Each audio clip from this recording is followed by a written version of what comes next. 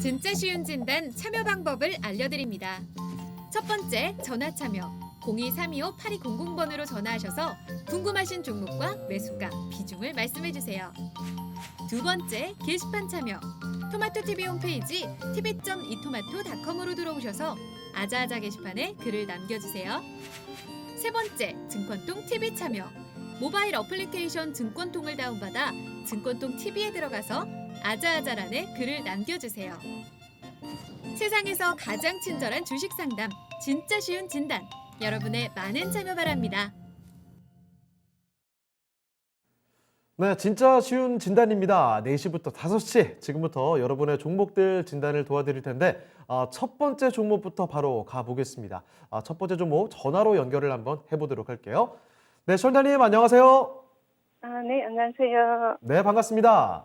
예, 반갑습니다. 네, 어떤 종목 때문에 전화 주신 거예요?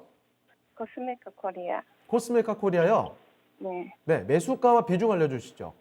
16,400원에 15%. 16,400원에 15%요? 네네. 16,400원이면 이거 매수하신 지가 제법 되신 거 아닌가요? 네네. 언제쯤 매수하신 거죠? 600원에. 네, 16,600원에. 네네. 네, 매수 혹시 언제쯤 하신 거예요? 이게 한 1년 더 넘은 것 같습니다. 1년 더 전에. 네네. 네, 오랫동안 좀 끌고 오셨는데 참 고생 많이 하시다가 최근 들어 그래도 주가가 좀 올라오긴 합니다. 네, 그래서 지금 일단은 15,450원까지 왔거든요. 자, 그러면 지금 어떤 점이 가장 궁금하신 걸까요?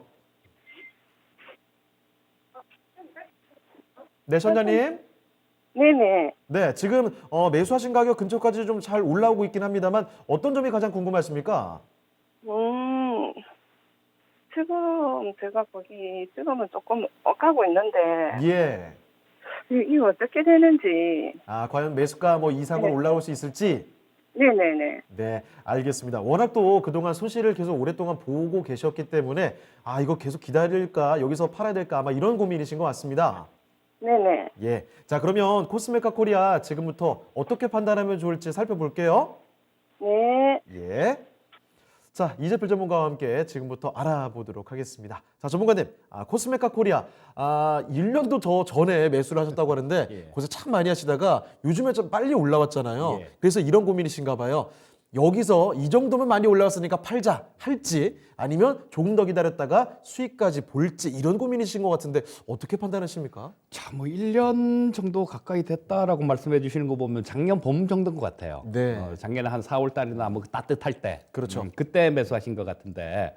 자, 이게 매수하시고 난 다음 19,500원까지도 갔었는데 이럴 때가 제일 아깝거든요, 사실. 그렇죠. 먹으라고 준 거를 뭐 한 20% 이상 수익을 줬었네요. 네. 그런 거를 그냥 들고 있다가 지금 야, 이건 11,650원까지 빠졌으니까 네. 뭐 우리 앵커님 말씀대로 마음고생이 진짜 굉장히 심하셨을 것 같습니다. 그러니까요.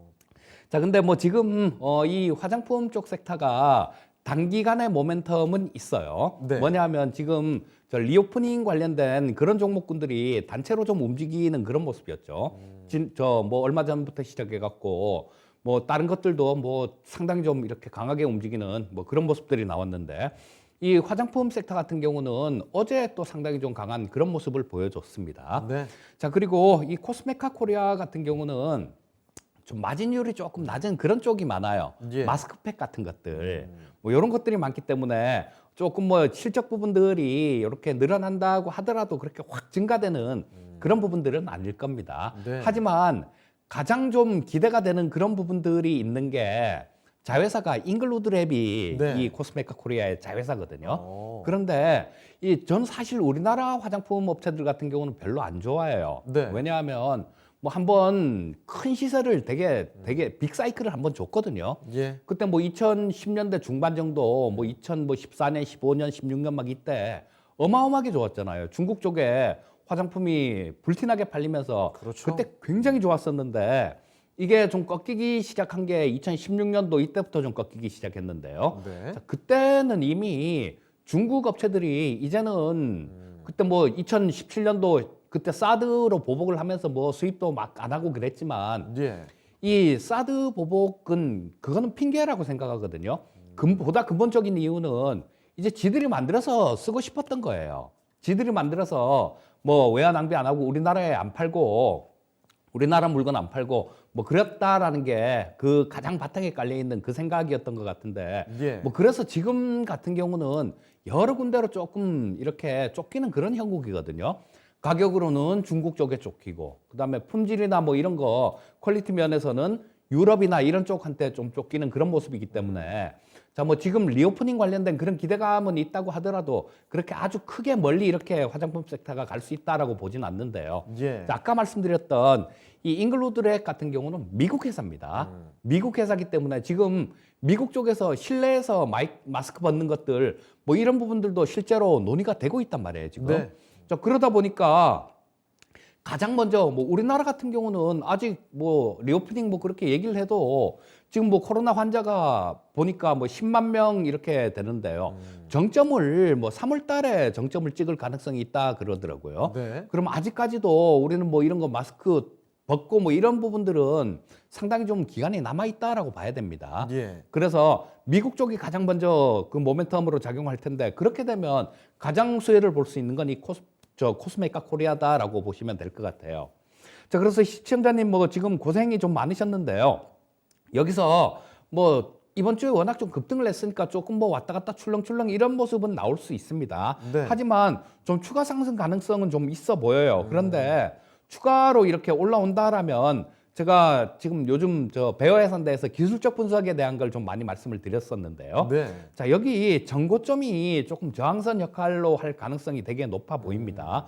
이 가격이 뭐 이쪽에서도 그렇고 이쪽에서도 그렇고 좀 이렇게 갔다가 밀린 자리, 갔다가 밀리고 갔다가 밀린 자리이기 때문에 매물들 뭐 이런 것들은 이쪽에 상당히 좀 쌓여 있다라고 봐야 돼요. 예. 자, 그렇다면 뭐 끝까지 이렇게 들고 있기보다는 우리 시청자님 매수하신 가격보다는 조금 위인데요.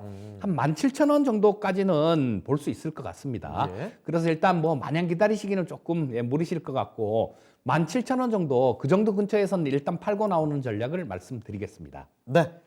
자, 시청자님 오랫동안 좀 고생 많이 하셨고요. 일단은 매수가 위에서 매도가 가능할 것 같아요. 17,000원 정도를 목표가로 생각해 보시면 좋을 것 같습니다. 답변 되셨을까요?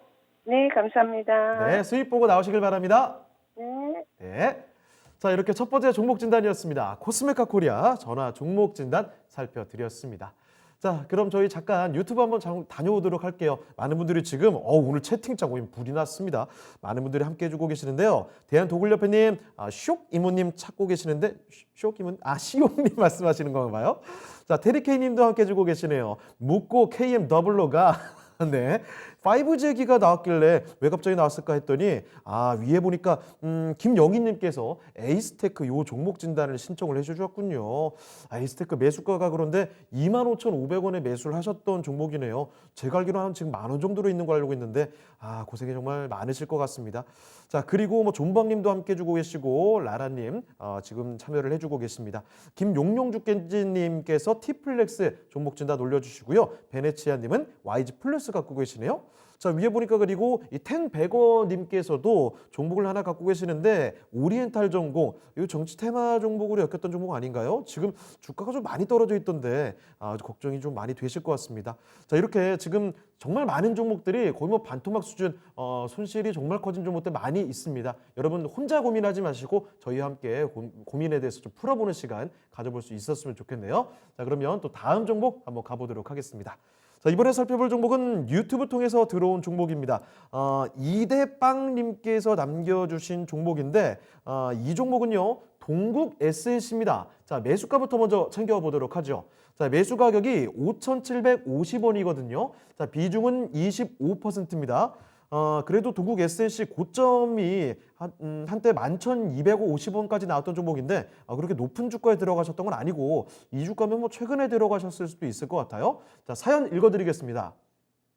이 신재생에너지 관련주는 시세가 끝난 건지 앞으로 전망이 궁금합니다. 매도가와 손절가 부탁합니다. 라는 말씀이신데 그래요. 정말 한 차례 정말 불을 뿜었던 주가 그렇지만 오랫동안 계속해서 내려오는 흐름이었죠. 자, 그래서 과연 신재생에너지 관련주 여기서 끝났다고 봐야 되는 건지 이제 좀 기다려봐도 괜찮은 건지 살펴보겠습니다. 자, 이재필 전문가님, 동국 SNC입니다. 지금 뭐 동국 SNC도 그렇지만 신재생에너지 전반적으로 예. 이거 어디까지 내려가나 싶으신 분들 많으실 거예요. 좀 봐주실까요? 자, 이런 질문도 이렇게 나오는 거 보니까 거의 네. 바닥에 다 왔나 봅니다. 아하.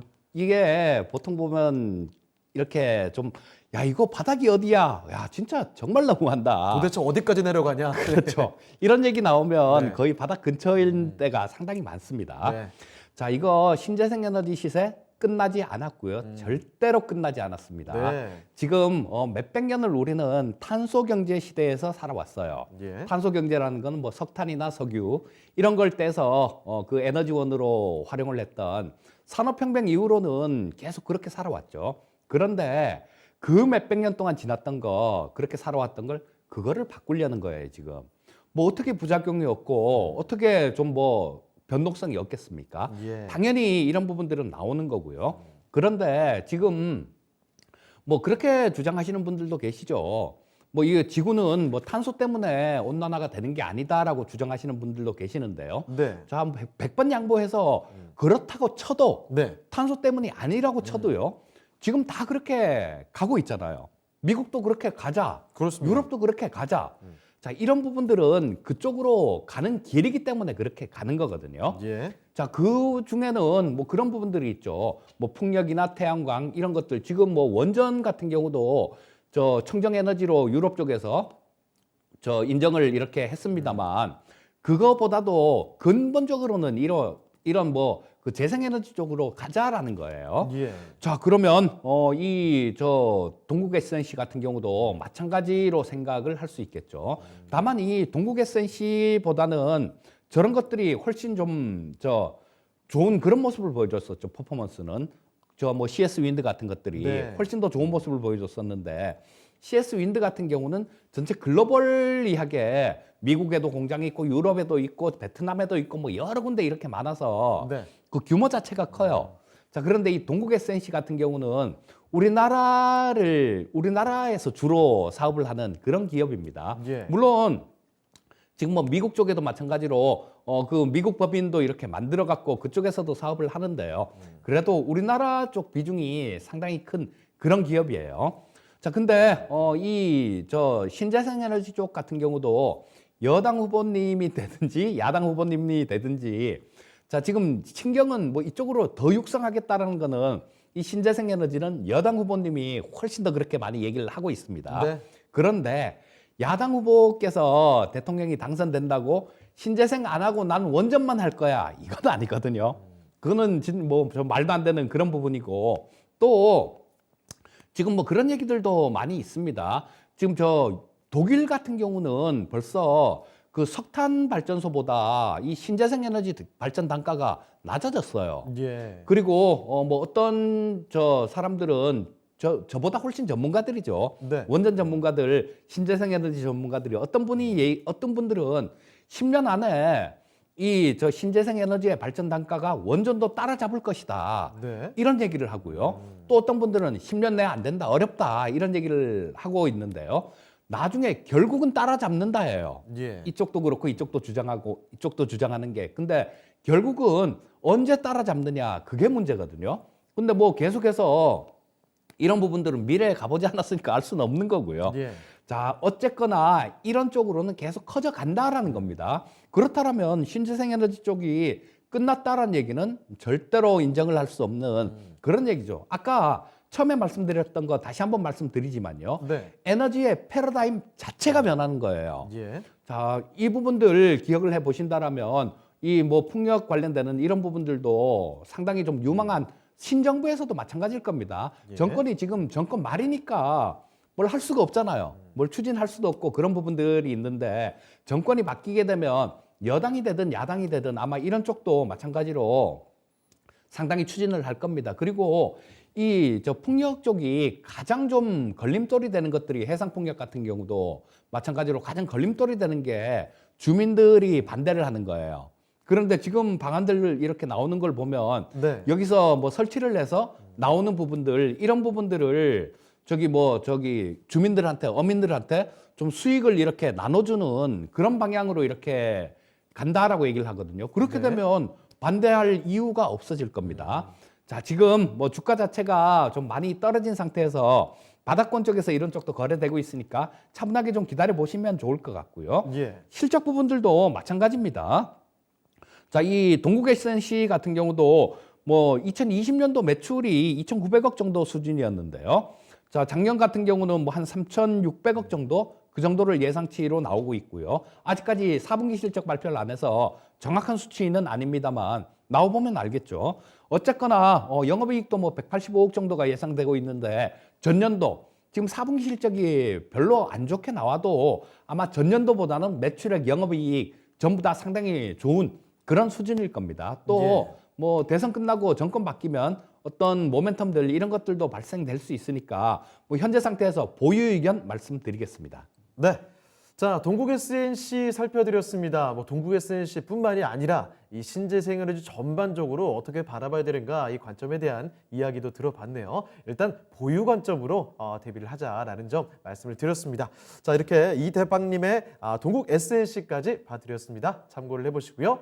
잠시 또 유튜브 한번 다녀와 보도록 하겠습니다. 오늘 또 채팅창 정말 많은 글들이 올라오는데 참 채팅창 보다 보면요. 참 이렇게 다양한 주제가 오갈 수 있는가 놀랄 때가 많이 있어요. 갑자기 개에 대한 얘기가 나오길래 어디서 이런 얘기가 나왔을까 싶었는데 쭉 올라가다 보니까 제 얼굴에 좀 기름이 꼈나요?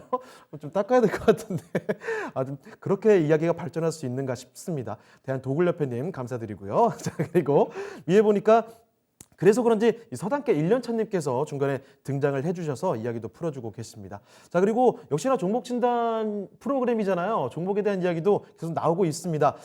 KB금융에 대한 이야기 존보왕님께서 지금 들어가는 건 멍청한 짓이겠죠? 라고 해서 봤더니 예전에 4만 원 후반에 샀다가 답답해서 나오셨대요. 그런데 그 뒤로 많이 올라 있죠. 그래서 이제는 매력적으로 보이는데 높아서 조금 망설이시는 것 같습니다. 자, 그리고 제마지님께서 아모텍 가지고 계시는데 아모텍 뭐 비중은 많지 않으십니다만 어느새 아모텍 주가가 좀 내려와 있는 상황이라서 비중을 더 늘려야 되는지 고민을 하고 계신 모양이에요. 자, 뭐 이뿐만이 아닙니다. 다양한 종목들 저희가 진단 계속 도와드리니까요. 종목 진단 지금 올라오는 게 조금 적어지고 있는데 계속해서 종목 진단 신청을 해주시길 바랍니다. 자, 그러면 저희 계속해서 종목 진단을 들어가 보도록 할까요? 그리고 뭐 여러분 종목 진단을 신청해 주시는 방법이 여러 가지가 있습니다. 유튜브 통해서도 올려주셔도 되고 아자아자 게시판 홈페이지 통해서 올려주셔도 되고요. 네이버 TV 앱을 통해서도 실시간 채팅창은 또 놀려 있습니다. 자, 그리고 전화 종목 상담 많이들 주시는 거 알고 계시죠? 전화 종목 진단도 신청 많이들 해주시길 바랍니다. 종목명과 매수가, 비중까지 남겨주시고요. 자, 다음 종목 진단 가보겠습니다. 이번에는 또 유튜브 종목 가볼게요. 유튜브에서 크림빵 중독님께서 크림빵에 중독이 되셨군요.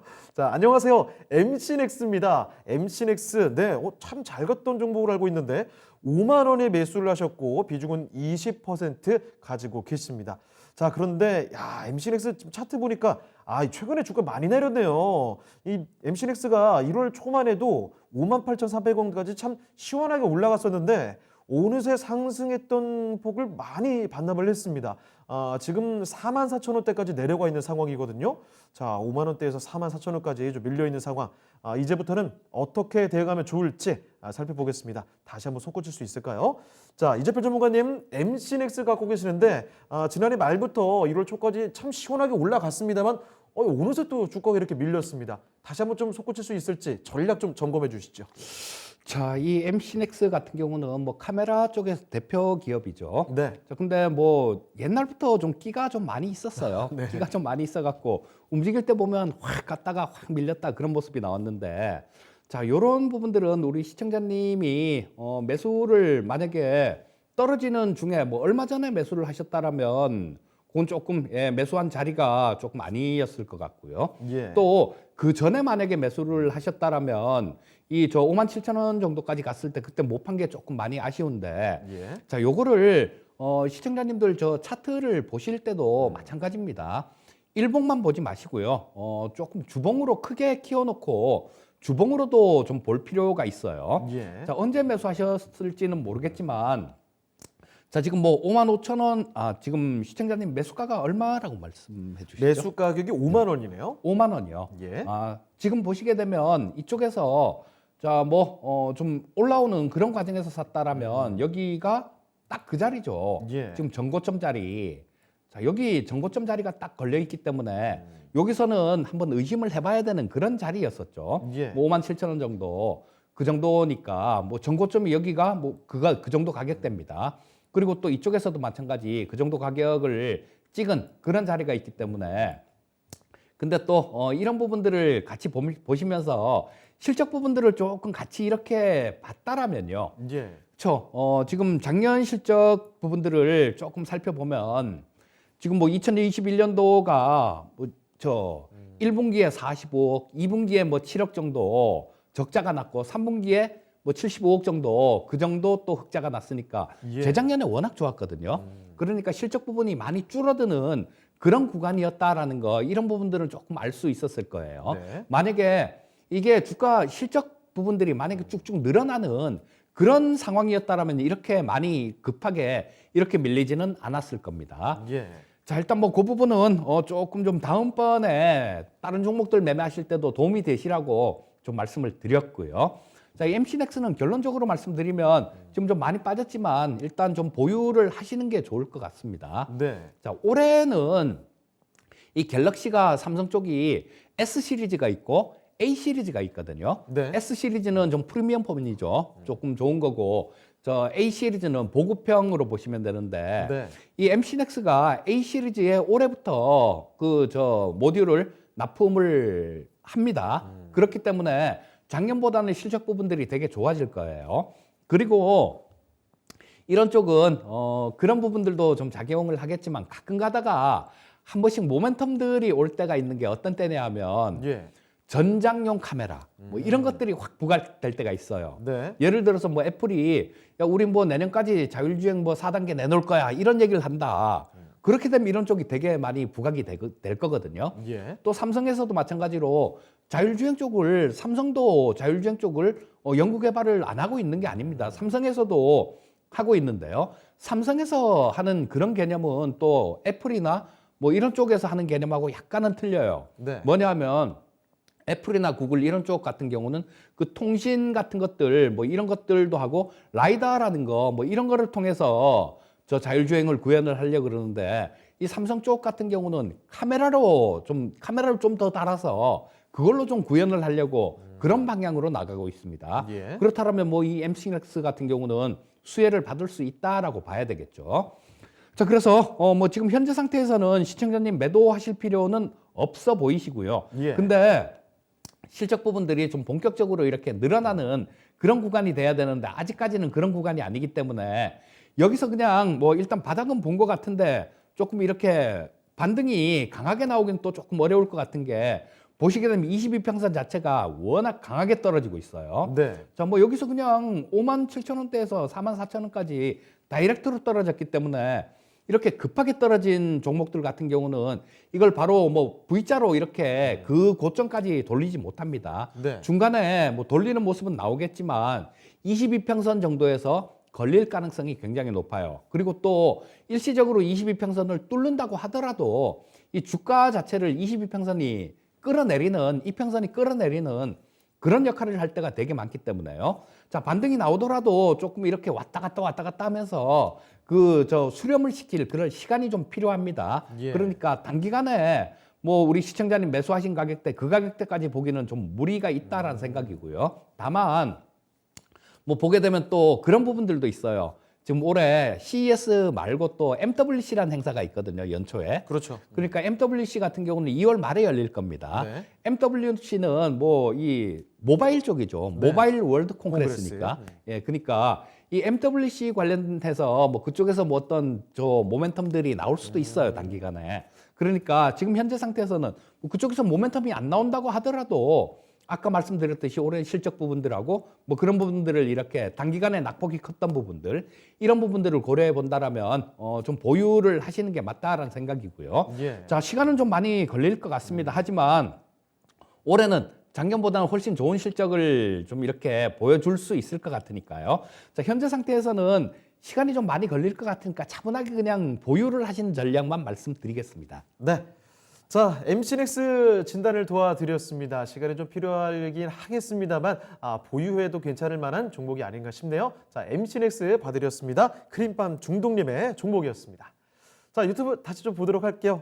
지금 한창 채팅창에 많은 얘기들이 올라왔는데 이 테리 케인님께서 뭔가 안 좋은 일을 겪으셨나 봐요. 지금 약간 경찰 얘기도 나오고 있고 좀 아무쪼록 기운 좀 내시길 바라고, 그렇지만 또 시청자분들께서 같이 단합해서 여러 가지 좀 조언도 해주고 계십니다. 아주 이런 분위기는 참 보기 좋네요. 자, 아무쪼록 도움이 되시길 바라고. 자, 그리고 러브수기님께서 방금 전에 저희가 MC넥스 종목 진단을 도와드렸죠. 관심 갖고 계셨던 종목인 것 같은데 수기님께도 같이 한번 도움이 되셨길 바랍니다. 자, 그리고 종목 진단도 계속 올라오고 있어요. 상상님께서 대원전선 종목 진단을 올려주셨는데 대원전선 오늘 굉장히 또 급등했던 종목이죠. 윤석열 관련해서 좀 급등이 있었던 것 같은데 9개월 물려 계셨대요. 그래서 오늘 올라온 김에 어떻게 될까 종목 진단 보내주셨네요. 권태현님, 정한상담소 구글 검색님 같이 오늘 처음으로 함께해 주시는 것 같은데 아무쪼록 앞으로도 계속 저희와 함께 진단해 주시길 바랍니다. 자, 그러면 저희 또 다음 종목으로 슬슬 가볼까요? 이번에 살펴볼 종목은 또 유튜브에서 봐드리도록 하겠습니다. 김용용 주께님께서 보내주신 종목인데 T플렉스 가지고 계시네요. 자, T플렉스의 4,315원에 10% 비중입니다. 사연을 좀 읽어드리도록 할 텐데 분쟁을 바라는 건 아니지만 한 번은 뜰 것 같은데 어떻게 보시는지 이 얘기가 조금 압축되어 있네요. T플렉스 가끔씩 이제 히토류 관련해서 좀 움직이는 종목으로 알고 있는데 미중 갈등이 좀 부각되고 이런 경우에 T플렉스 같은 종목이 한 차례씩 뭐 급등세를 보여주곤 합니다. 그런데 한번 급등하고 또 급락도 빠른 종목이거든요. 자, T플렉스의 지금 관점에서 어떻게 볼 수 있는 종목인가 한번 살펴보도록 하겠습니다. 자, 이재필 전문가님 T플렉스 갖고 계시는데요. 한 번은 좀 뜨지 않을까 이렇게 해서 매수를 하신 모양이에요. 어떻게 보십니까? 자, 이분은 조금 합리적인 그 의심은 아니고요. 예. 뭔가 조금 그런 게 드는데 자, 지금 이번 주부터 EJ란 프로를 시작했거든요. 네네. 그런데 그때 좀 말씀드렸던 종목인데요. 첫날 월요일 날 네. 이때 음선 날 때 4% 빠지는 4.8% 빠졌었네요. 예. 이날 저녁에 밤에 그 9시부터 방송을 하면서 추천드렸던 종목이 T플렉스예요. 예. 근데 다음날 아침에 시초가라고 말씀드렸는데 네. 그 다음날 시초가가 4,315원이에요. 아하. 그러니까 이분이 매수하신 가격하고 같거든요. 전문가님 말씀 듣고 매수하신 거 아닌가요? 아니 그럴 수도 있고 뭐 아닐 수도 있는데요. 예. 하여튼 제가 보기에는 잘 사신 것 같습니다. 자, 이 히토류 관련되는 종목인데 참고로 그냥 이 히토류가 어떤 거냐 하면요. 네. 원자번호 51번부터 71번까지 네. 15개 원소에다가 예. 스칸듐하고 이트리움 요 두 가지를 합쳐갖고 17개 원소를 이 네. 히토류라 그러는 거예요. 어렵네요. 그러니까 원자번호 51번부터 71번까지 15개. 아하. 그거 플러스 2개 원소 더. 네. 근데 요게 화학적인 그런 성질이 거의 비슷해요. 네. 구분이 안 갈 정도로. 자, 그래서 요걸 통칭해서 히토류다 이렇게 얘기를 하는데요. 예. 자, 이 T플렉스 같은 경우는 티타늄이나 니켈, 몰드브렌 요런 희귀 금속들 요런 것들을 또 좀 유통하는 그런 일도 하기 때문에 예. 히토류 관련되는 그런 종목으로 엮입니다. 자, 근데 제가 그냥 껍데기밖에 없는 뭐 그런 것들은 별로 안 좋아해요. 예. 별로 안 좋아하는데 테마주들도 마찬가지로. 자, 이 T플렉스 같은 경우는 내용이 있는 기업입니다. 내용이 있는 기업이고 뭐냐면 지금 이게 시가총액이 지금 오늘 종가 기준으로 네. 1,103억 정도예요. 네. 자, 그럼 1,100억 정도밖에 안 된다는 얘기인데 올해 그러니까 작년도 2021년도죠. 실적이 엄청나게 좋아졌습니다. 네. 자, 뭐 작년도 기준으로 이 매출액이 재작년에 1,300억 정도였었는데 작년에 1,895억 정도. 자, 요건 실적 발표를 했죠. 그러니까 예. 확정치입니다. 자, 1,895억 정도. 그러니까 1,900억 가까이 나왔고요.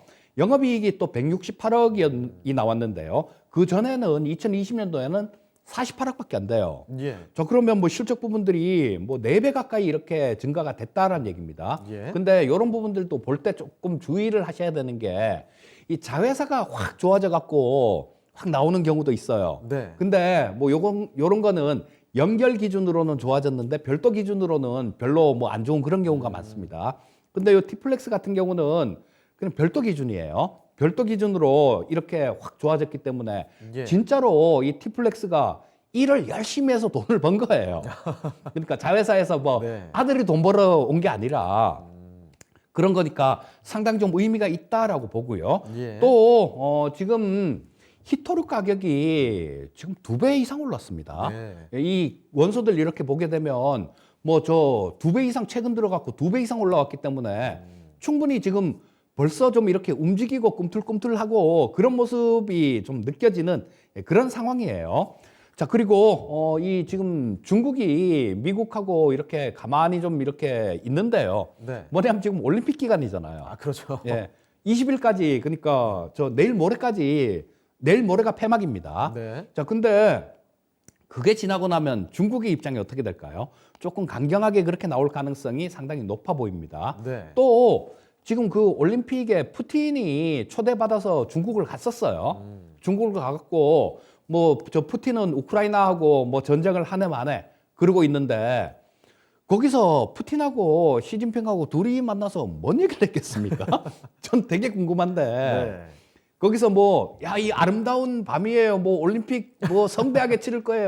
이런 얘기 안 했을 것 같습니다. 예. 이런 얘기 안 하고 실리적인 얘기 했겠죠. 그렇죠. 분명히 미국 쪽에 대한 뭐 그 어떻게 할 것인가 그 부분을 아마 논의를 했을 것 같습니다. 근데 이게 그 공동의 적이 없었을 경우에는 이 두 나라도 별로 사이가 안 좋아요. 뭐 네. 서로 뒤통수 좀 치려고 막 그러고 있고 또 푸틴도 저 러시아도 마찬가지로 예전에 그 2008년도에 올림픽 할 때 그때는 조지아를 뭐 올림픽 개막식 하는 날 중국 그때도 상해에서 하계 올림픽이죠. 예. 그때 조지아를 그 올림픽 개막식 하는 날 때렸거든요. 네. 그러니까 또 뭐 별로 좀 이렇게 돈독한 그런 관계는 아닌데 이런 것들이 공동의 적이 생기고 나면 적의 적은 친구잖아요. 그렇죠. 그러니까 이런 부분들로 좀 작용을 할 수 있을 것 같습니다. 그리고 우크라이나 같은 경우도 지금 그러고 있잖아요.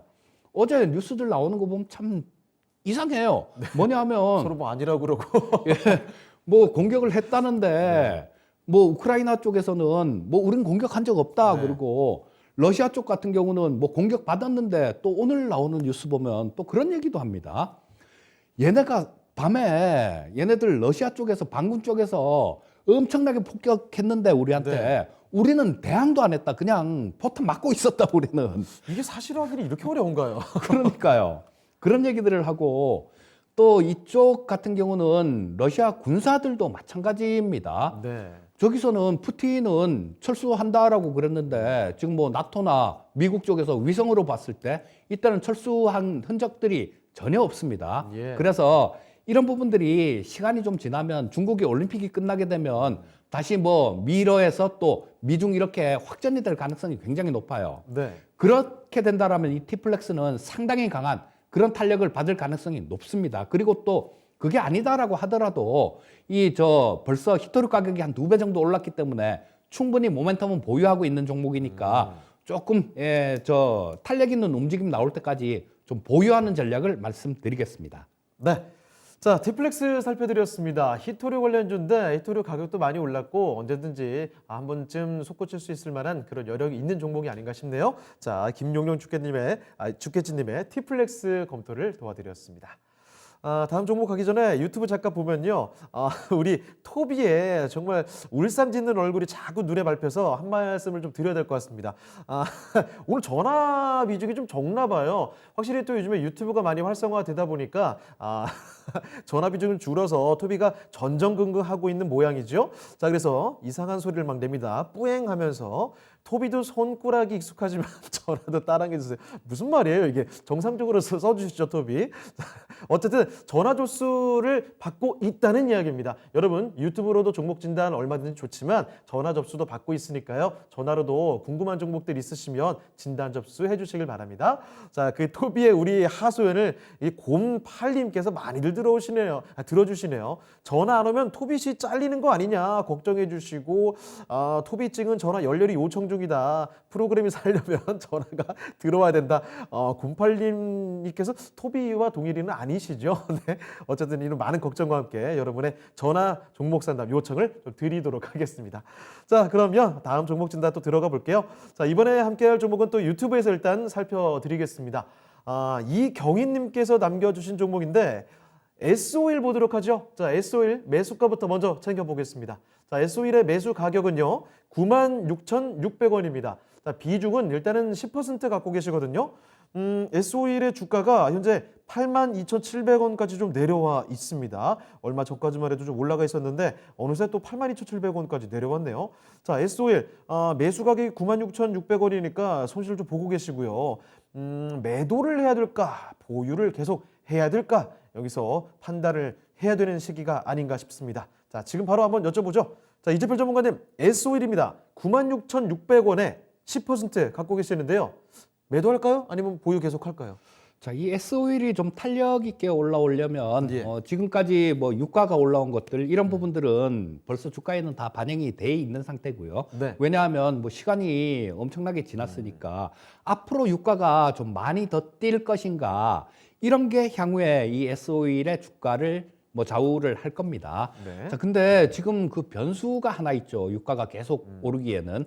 왜냐하면 뭐냐면 이란에 핵 협상이 있어요. 맞아요. 이란하고 지금 핵 협상을 하고 있는데 여기서는 저는 좀 결과는 긍정적일 거다라는 생각이 듭니다.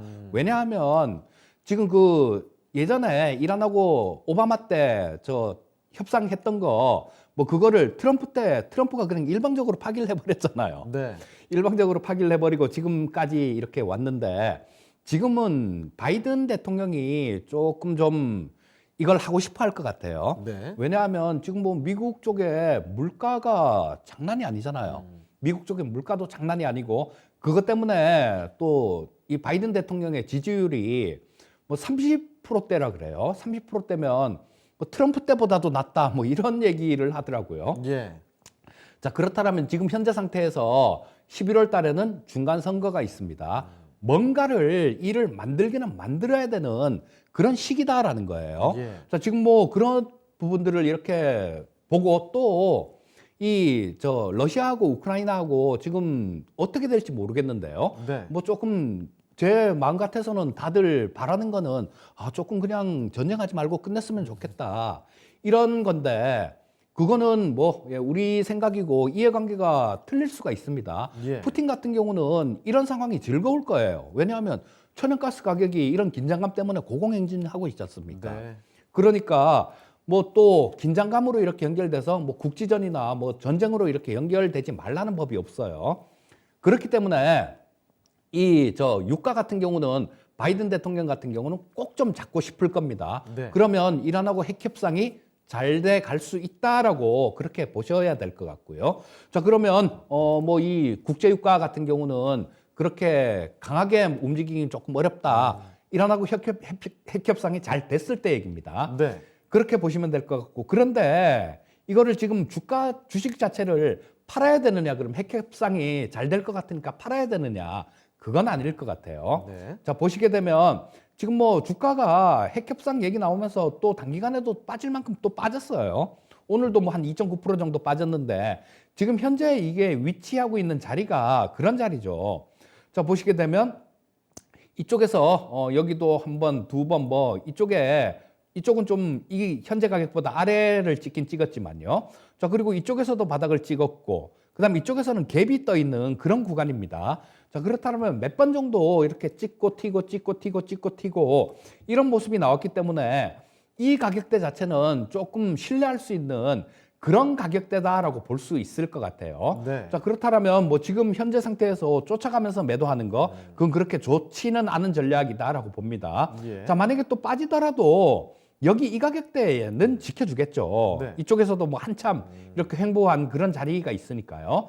그 가격대라고 하더라도 지금 뭐 79,000원, 79,200원 정도네요. 가장 좀 저가가 79,200원 정도인데 지금 뭐 82,700원이면 그렇게 크게 많이 차이가 나질 않습니다. 예. 자, 지금 현재 상태에서 주식을 매도하는 거는 득보다는 실이 많은 그런 자리일 것 같아요. 예. 다만 뭐 조금 기다리시다 보면 이쪽에서 또 바닥을 이렇게 다지면서 또 돌아 나오는 그런 모습도 나올 수 있을 것 같습니다. 네. 좀 반등이 나온다라면 한 9만 원대 이상 정도는 볼 수 있을 것 같아요. 그래서 일단 뭐 지금 현재 상태에서는 그냥 좀 보유하시는 전략을 말씀드리고 싶고요. 예. 9만 원대 이상 정도에서는 뭐 보유하고 계시다가 그 정도에서는 조금 정리를 하고 나오는 게 좋지 않겠나 싶은 생각이 듭니다. 현재 상태에서 보유 의견 말씀드리겠고요. 9만 원대 이상에서 정리하는 전략 말씀드리겠습니다. 네. 자, SO일 봐드렸습니다. 지금 당장 매도하기는 조금 아쉬운 타이밍이 아닐까라는 생각이 드네요. 자, 일단은 보유를 좀 해보시고 그 가격대는 9만 원대 좀 진입했을 때 그때 한번 매도를 생각해 보시면 좋을 것 같습니다. 자, 이렇게 SO일까지 진단을 도와드렸습니다. 시간이 벌써 많이 좀 지나갔는데 오늘 종목 진단은요 아쉽지만 여기서 좀 마무리를 해보도록 하겠습니다. 자, 그러면 지금부터는 다음 주 전략으로 넘어가 보도록 하죠. 앞으로는 또 어떻게 봐야 되는지 많이들 궁금했을 텐데 바로 좀 들어보겠습니다. 자, 이재표 전문가님, 다음 주 전략 좀 어떻게 봐야 되겠습니까? 자, 일단 지금 뭐 저 미국 시장이 굉장히 중요한 자리에서 다음 주 월요일 날 휴장이에요. 쉬어가지고. 오늘 저녁에는 합니다, 장을. 네. 오늘 저녁에는 하는데 다음 주 월요일은 이제 뭐 저 대통령의 날이라서 휴장인데요. 자, 지금 그런 시기잖아요. 러시아가 하고 지금 뭐 협상이 되느냐 마느냐 예. 막 그런 시기인데 굉장히 뭐 전쟁이 나느냐 마느냐 이런 시기인데 뭐 상당히 좀 그렇습니다. 조금 애매모호한 그런 상태긴 한데요. 다음 주에 그런 얘기를 했어요. 저 미국 쪽에서 다음 주에 외교장관, 그러니까 러시아 외교장관하고 토니 블링턴 국무장관하고 다음 주에 후반에 저 만나기로 예정이 돼 있다 이런 얘기를 했거든요. 네. 단 근데 침공하지 않았을 경우라고 얘기를 하거든요. 그러니까 이런 부분들이 뭐 좀 어떻게 작용을 할 수 있을지는 모르겠는데요. 자, 지금 이런 부분들이 저는 그렇게 생각합니다. 전쟁이 나더라도 전체적으로 그러니까 뭐 저 러시아가 그 키예프를 저 우크라이나 수도가 키예프인데요. 그쪽을 먹으러 이렇게 들어가지 않는 이상 동쪽에 뭐 돈바스 지역 지금 뭐 반군들이 이렇게 좀 활동을 하고 그쪽에 뭐 저 러시아계 사람들이 많은 그런 지역, 그런 쪽만 잠깐 점령하고 나간다라면 뭐 이렇게 지금 현재 주가는 좀 어느 정도 반영을 했다라는 그런 생각이 들고요. 예. 근데 러시아가 아무리 그래도 뭐 저 키예프 쪽 이쪽을 점령하려고 그렇게 쉽게 그렇게 덤비지 못할 것 같아요. 그건 진짜 말 그대로 뭐 전면적인 봉쇄로 이렇게 이어질 수 있으니까. 네. 자, 그렇다면 이런 부분들은 전쟁이 나더라도 조금 조용히 끝날 가능성이 많지 않을까 싶은 생각이 들고요. 네. 자, 근데 뭐 저쪽 지금 미국 증시 움직임이 상당히 좀 중요한 그런 자리인데 자, 거의 다 돌렸습니다. 네. 지금 나스닥 기준으로 22평선 자체가 강하게 떨어지고 있었는데 이걸 거의 다 돌린 그런 모습이에요. 예. 그래서 뭐 오늘 나스닥 선물이 조금 플러스가 나와주고 있는데 뭐 오늘 조금 이렇게 올라주고 다음 주 화요일 정도까지만 좀 버텨준다라면 예. 상당히 그다음부터는 안정될 수 있는 그런 모습입니다. 또 우리나라 국내 증시 같은 경우는 21평선에 지금 저항을 받고 있는 그런 모습인데요. 자, 코스피 시장을 보게 되면 여기 딱 거기에 저항을 받고 있죠, 지금. 빨간 선이 22평선인데요. 보시게 되면 여기서 저항을 딱 받고 있습니다. 예. 자, 다음 주에는 여기서 올라타느냐 마느냐 하는 그런 기로에 서 있는 자리인데요. 자, 우리나라 시장도 마찬가지로 반등 시도를 이렇게 하고 있고 좀 희망적으로 보이는 부분들은 현물하고 선물의 가격 차이가 있는데 그걸 베이시스라고 얘기를 합니다. 예. 이게 선물 가격이 현물 가격보다 비싼 게 정상이에요. 근데 지금까지는 계속 보면 뭐 저 역전됐다가 올라왔다가 뭐 이런 모습이 계속 나타났는데 이 현물 가격이 비쌀 때가 더 많았었거든요. 예. 근데 엊그저께부터 시작해갖고 최근에는 선물 가격이 비싼 경우가 저 장중에도 보면 상당히 그렇게 유지가 되는 경우가 굉장히 많았습니다. 예. 이런 부분들은 선물 시장에서 어떤 변화가 나타나고 있다라는 그런 얘기를 해석할 수 있으니까요. 자, 일단 뭐 이런 부분들 같은 경우를 좀 본다라면 이 다음 주 정도에도 우리나라 시장 같은 경우는 반등 시도를 이렇게 반등 시도가 이어질 가능성이 굉장히 많고요. 22평선 위로 이렇게 좀 움직여주는 그런 모습이 나온다라면 예. 그쪽 향후에 뭐 한 2,900포인트 근처 그러니까 2,800포인트대 후반 정도 그 정도까지 움직일 수도 있는 그런 교두보를 마련하는 그런 시간이 되지 않을까 싶은 생각이 듭니다. 네. 네, 국내 증시를 둘러싼 이런 변수들을 고려해 봤을 때 다음 주장 반등의 시도 가능성이 좀 있지 않을까라는 점 들어봤습니다. 참고를 해주시면 좋겠고요. 자, 오늘 전략은 여기까지 듣도록 하겠습니다. 네, 전문가님 오늘 말씀 고맙습니다. 네, 감사합니다. 네, 진짜 쉬운 진단 시간 벌써 좀 마칠 시간입니다. 요새 대내외적인 변수도 상당히 많고요. 정신없이 출렁이는 시장 상황 속에서 많이들 고생하셨습니다. 참 어려움 많이 겪고 계실 텐데 좀 기운 내시라는 말씀 좀 드리고 싶네요. 자, 그리고 종목 진단 오늘은요 여기서 마무리가 되는 게 아닙니다. 오늘 밤 9시에도 미스터 진단 시간 있죠. 종목 진단을 도와드릴 테니까 미리 접수해 주시길 바랍니다. 자, 그러면 진슈진 여기서 인사드리도록 하죠. 자, 지금까지 다양한 투자 판단에 대한 도움 말씀드렸습니다. 하지만 특정 종목의 상승과 하락을 보장하지 않는다는 점 기억해 주시고요. 저희는 다음 주 월요일 이 시간에 다시 뵙겠습니다. 고맙습니다.